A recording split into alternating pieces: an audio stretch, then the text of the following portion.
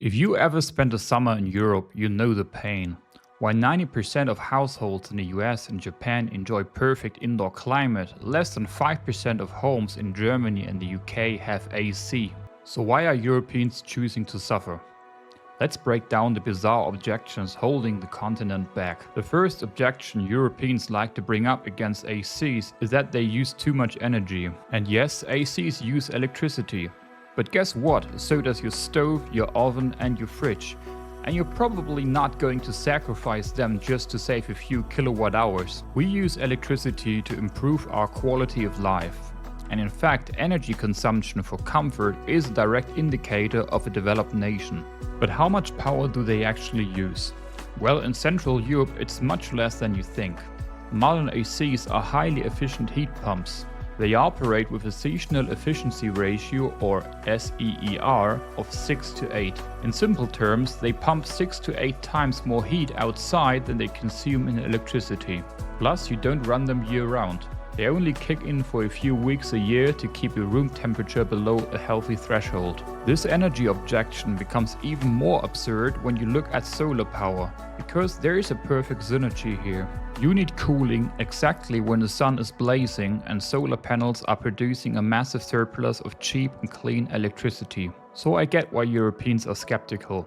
ACs haven't been part of our architecture for decades, and people somehow manage to survive. They used to be seen as expensive luxury toys, but today ACs are highly affordable, easily available, and their running costs are incredibly manageable. There is absolutely no reason why the average European shouldn't enjoy a cool home. Now, the second objection people like to bring up is that ACs act as a heat trap. Now, this objection has gained a lot of attention lately, especially among urbanists. The logic seems straightforward. If you pump heat outside, you're just shifting the problem to the outside world as well. In cities with a lot of concrete, the heat gets trapped, creating a vicious cycle that drives temperatures even higher. Now let's set aside that millions of Europeans don't even live in cities and wouldn't face this issue at all. But let's look at actual cities. And yes, the urban heat island effect is real.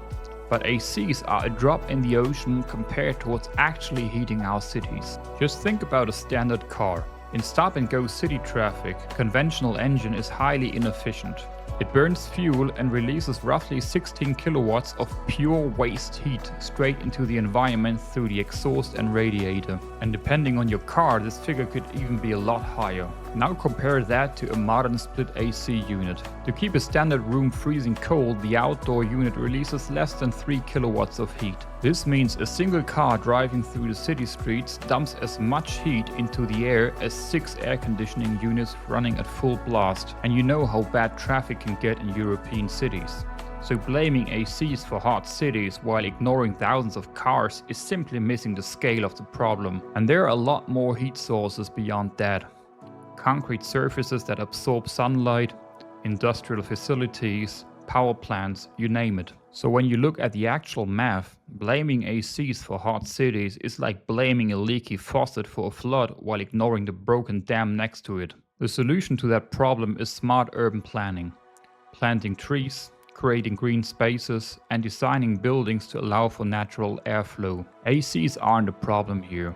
The problem is about outdated city design. The third objection that people like to bring up against ACs is that they don't fight the root cause of the problem. And as a matter of fact, a basic rule of engineering says if you want to fix a malfunction, you don't just treat the symptoms, but you address the root cause. For machinery, that's standard practice, but when we apply the same logic to human beings, it might become dangerous. So some people like to bring up the following objection. We shouldn't rely on ACs to treat the symptoms because we need to focus on the root cause, which they say is global warming.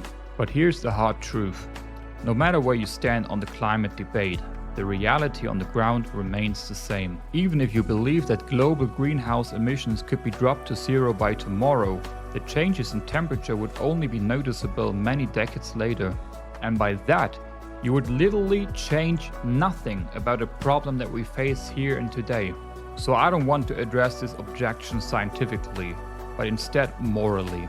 Telling people they shouldn't use air conditioning because humanity caused global warming in the first place is the moral equivalent of a doctor refusing to give a patient painkillers for a broken leg because the injury was their own fault. And that's absolutely sadistic. And yet this is exactly the kind of rhetoric that you hear from European officials. During a devastating heat wave, the deputy mayor of Paris publicly lashed out at American tourists complaining about the lack of ACs, basically saying that they only had to blame themselves. So in all honesty, if you look at this objection, it's not just weak, but it's actually an attack on human dignity.